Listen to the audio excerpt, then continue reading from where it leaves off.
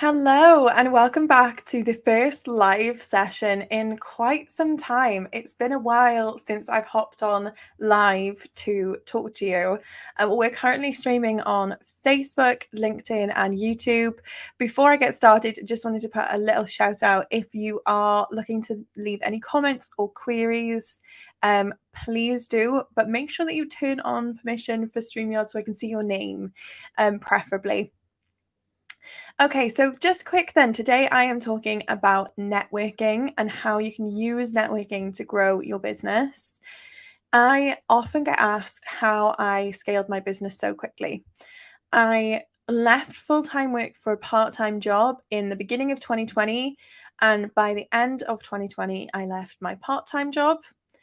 And then even from 2021 onwards, the business just scaled so quickly that I've had an awful lot of questions about it. So, full perspective here, January 2021, it was just me in the business, my first month ever being full time in my business. And I was terrified, like we all probably are. And by that May and June, I had 2 employees. And now by this time, we are a team of 5, including myself. And people always ask me, wow, you grew so quickly. How did you grow so quickly? Part of it is obviously just hard work and really putting my head down. But a big part of it is utilizing different systems to be able to scale. And I really do kind of put some of the credit to the networking that I did to find clients and to build my business network. I'm not really proud to say that I think there's at least, off the top of my head, at least 50 people that I could pick up the phone to if I needed to reach out for support. And that's one of the big benefits of networking. But when people talk about networking, so often they think of grey suits, elevator pitches. And in 2022, it really does not have to be like that. You will not catch me at any kind of round robin pitch only networking session. I'm only there if there's something more interesting to kind of take on. And the same can be said for you. So if you've always found networking really dull, or you're not sure how, if you're going to the right networking sessions, I've got a few tips for you today as to what you can leverage for networking and why it's so important. So first off, what is networking? Let me backtrack. For anyone who's brand new to business here and you maybe haven't got sucked into the world of networking just yet, it can be done in a number of different ways, but it's basically a method in which you can meet new people, new business contacts, and add them to your network, hence the name networking. For me, I can outline off the top of my head at least 3 ways in which networking can be done. First and foremost is face-to-face networking events, sitting in a room, doing the whole speed dating concept, or sitting in a circle, like AA style, and kind of standing up and sharing your story. This is probably the one that I do the least. I really struggle with face-to-face networking and speaking in general. If anyone knows me, just a little tidbit there. But that is one of the really common ways that people network for their business. The second option is online meetings. This is going to be my favorite. I'm going to preempt and say that this is my favorite. This is the one that you probably see advertised on LinkedIn an awful lot. This is Zoom groups, Teams groups, Google Meet groups of multiple people, all kind of chiming in and taking part in basically a virtual version of the face-to-face meetings. It follows a very similar format, but it just takes place online.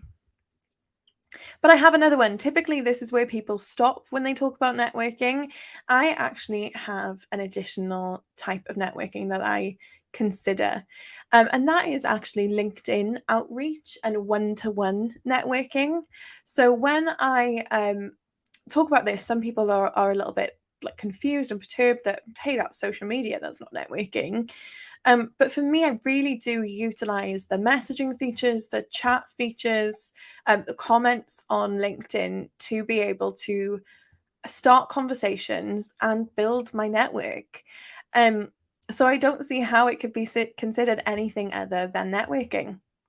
LinkedIn themselves started off calling themselves the way to grow your professional network, was a lot around their marketing of how they developed themselves.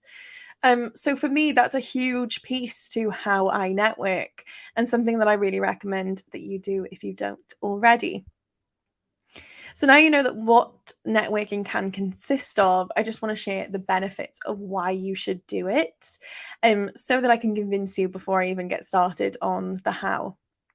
So the first one, the really obvious one, is that it's going to be developing you a larger network.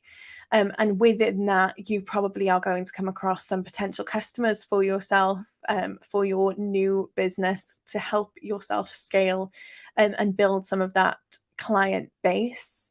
This is especially beneficial if you are within the first 6 months to a year of business and you maybe haven't utilized your network just yet to pull through customers.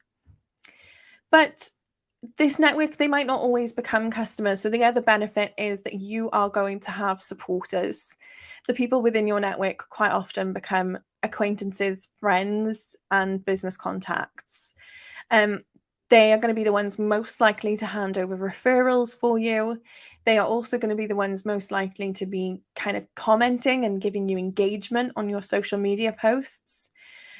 All things that will help your business to go further.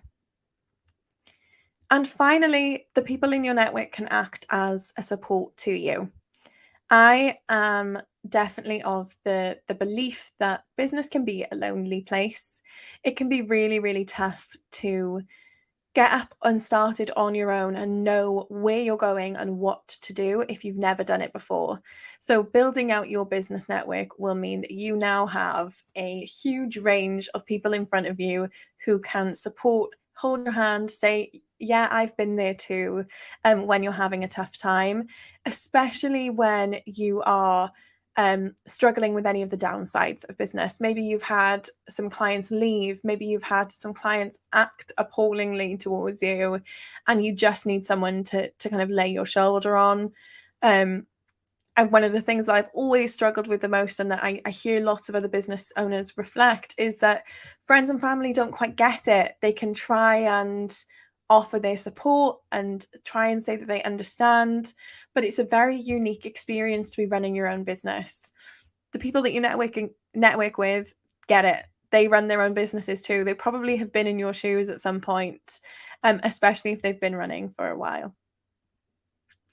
Okay, so I hope I've convinced you why networking is important now and how you should look out for some opportunities to get started.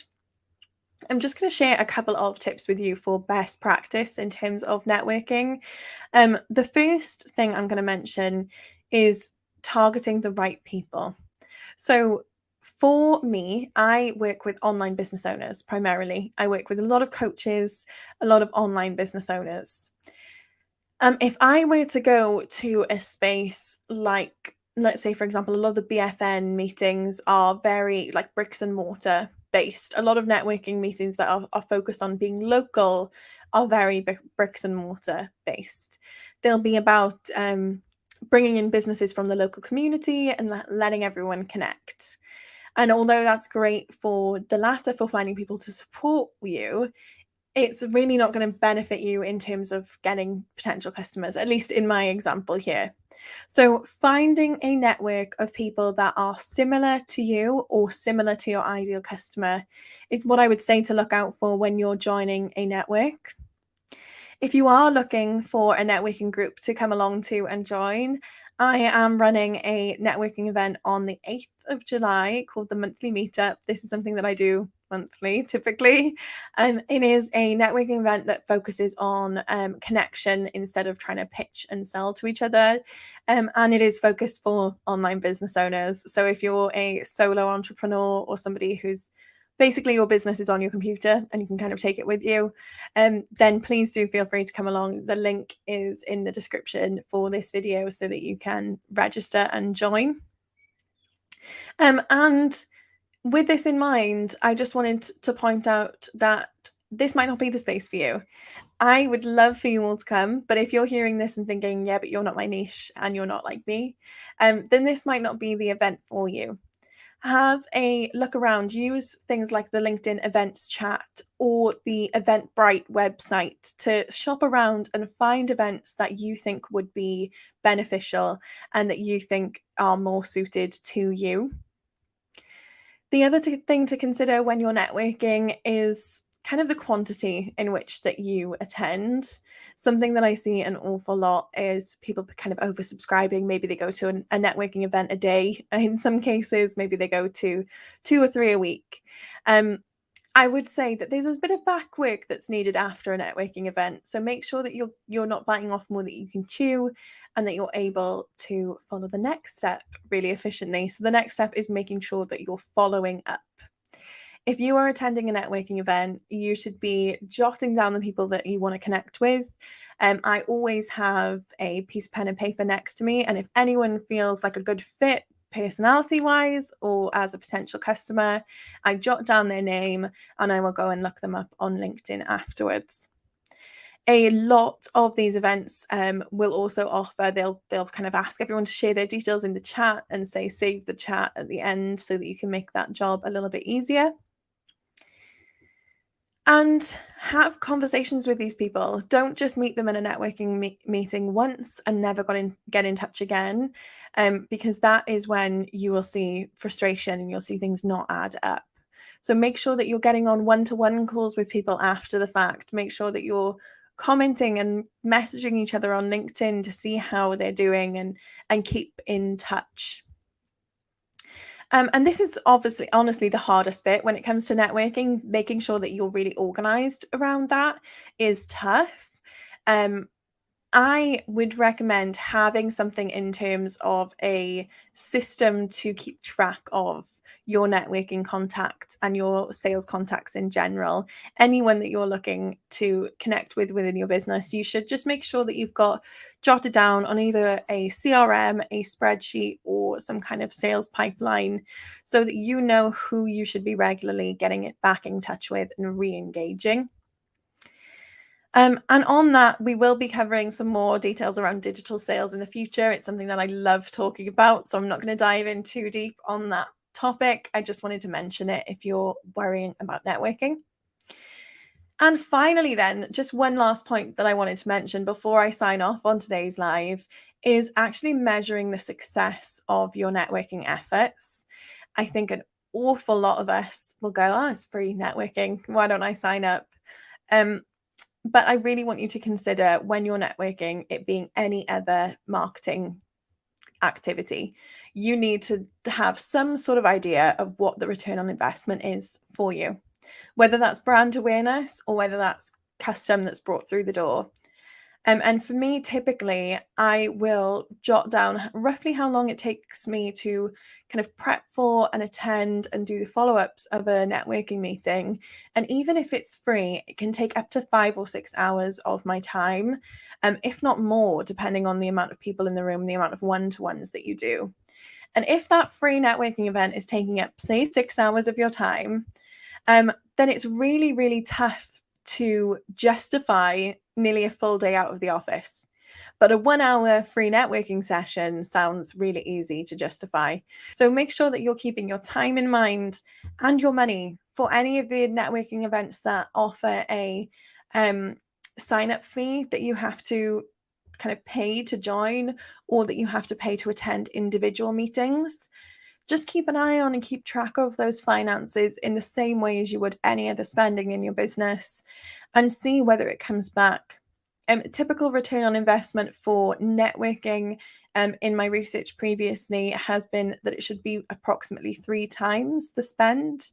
So if you're spending £25 on a networking event, in theory, you should hope to get £75 back from that.